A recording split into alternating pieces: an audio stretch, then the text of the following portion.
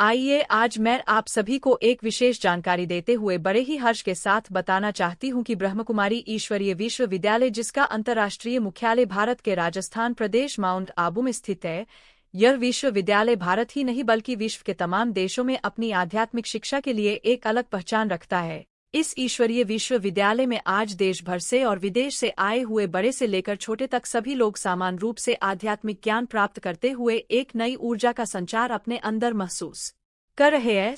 बता दें कि इस संस्था जुड़े हुए उत्तर प्रदेश में अयोध्या जनपद निवासी दो सगे भाई, जिसमें ब्रह्मा कुमार चंद्रेश भाई जो कि इस संस्था में पूरी तरह से समर्पित है, और वही मुकेश भाई जो कि अपनी सेवाएं इस संस्था के लिए समर्पित रूप से देते रहते हैं। उनके द्वारा श्री राम नगरी अयोध्या के बड़े से बड़े साधु संत लोगों को इस आदि सनातन देवी देवता धर्म के बारे सच्चाई गीता ज्ञान और सत्य का परिचय कराने के लिए निरंतर प्रयासरत होकर उनकी सेवा की है। उनके द्वारा इस ईश्वरीय ज्ञान को साधी संत लोगों के अलावा जन जन तक पहुंचाने हेतु बराबर प्रयास किए जा रहे हैं।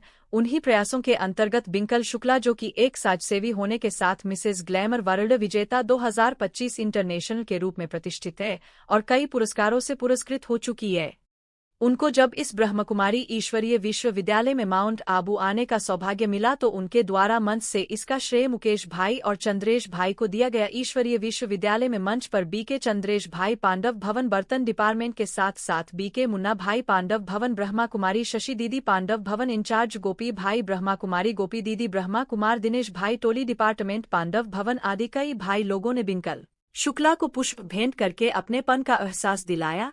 इसके बाद उन्होंने अपना पूरा अनुभव साझा करते हुए बताया कि जब हमने संस्था के गेट के अंदर प्रवेश किया और जैसे ही मैं कार से बाहर निकली, उसी समय ऐसा महसूस हुआ जैसे कि मैं किसी अलग दुनिया में आ गई हूँ। यहाँ की अलौकिकता, यहाँ की स्वच्छता, दिव्यता, यहाँ की प्राकृतिक सौंदर्य, यहाँ की हवाओं में पवित्रता की खुशबू जो कि मेरे मन को आनंदित कर गई। सबसे बड़ी और अचंभित करने अनुभव तो तब हुआ जब मैं वहाँ ब्रह्मा बाबा जी की झोपड़ी में गई, जहाँ पर बाबा बैठकर बच्चों को पत्र लिखने थे। वहां बैठते ही मुझे दिव्यता का अनुभव हुआ जिसका वर्णन करना मेरे लिए असंभव है।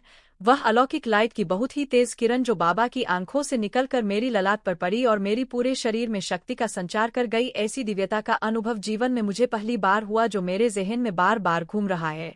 22 नवंबर 2025 को मुझे ब्रह्मा कुमारी संस्थान के सभी भाई बहनों और माता लोगों द्वारा स्टेज पर बुलाकर सम्मानित किया गया। उस पूरा दिन इस ईश्वरीय विश्वविद्यालय में सभी ब्रह्मा कुमारी भाई बहनों के साथ रहने का सौभाग्य प्राप्त हुआ, जो कि अति सराहनीय रहा है। हमें ऐसा फील नहीं हुआ कि हम कहीं बाहर गए हुए हैं। सभी का निश्चल प्रेम और अपनापन मुझे मिला। अगले दिन 23 नवंबर को शांतिवन के डायमंड हॉल में, जहां पर 25,000 की संख्या में भाई बहनें बैठते हैं, उस हाल में वरिष्ठ राजयोगिनी ब्रह्मा कुमारी डॉक्टर उषा दीदी जी के प्रवचन सुनने का सौभाग्य प्राप्त हुआ। साथ ही दीदी जी ने हजारों के बीच में मुझे सम्मानित भी किया गया। इन सभी ईश्वरीय परिवार के बीच में रहकर हमें बार बार यही आभास होता रहा जैसे कि मैं अपने वास्तविक घर में आ गई हूँ। मैं अब अपने को धन या धन्य में है।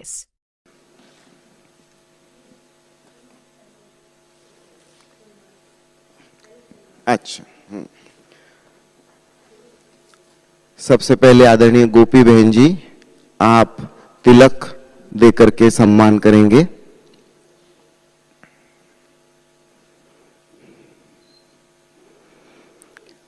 हम तालियों से अपना सहयोग दे सकते हैं।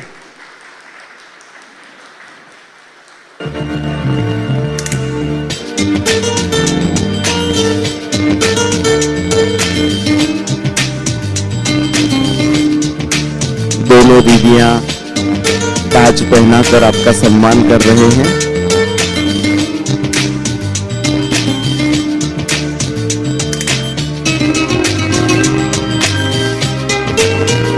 तालियां थोड़ी कम ना पड़ जाए।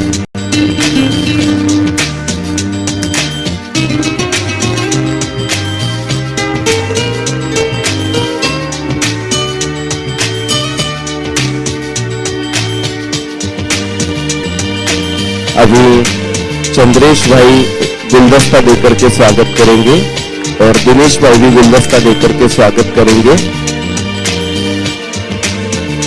ज्ञानेश्वर भाई आप फूल देकर के स्वागत करेंगे।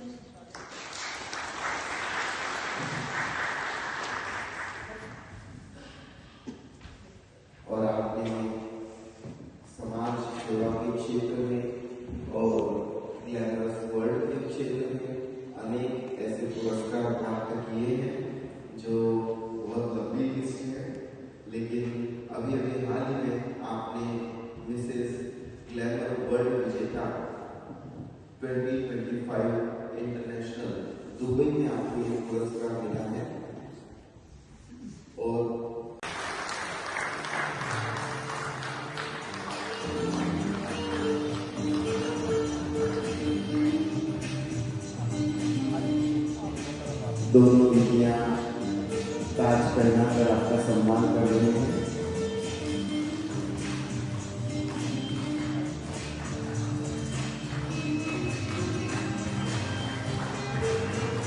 तालियां पूरी करना पड़ रहा है।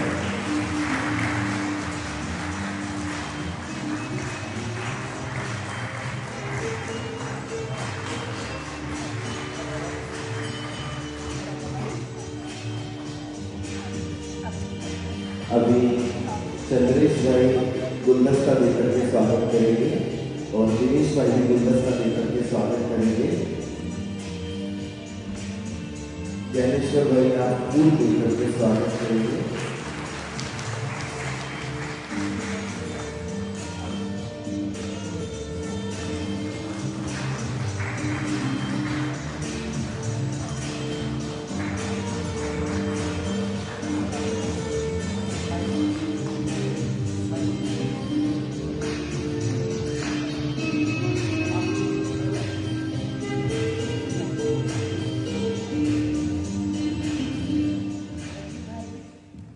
रवि भाई भी फूल दें, शिशिर भाई फूल दे करके सम्मानित करें।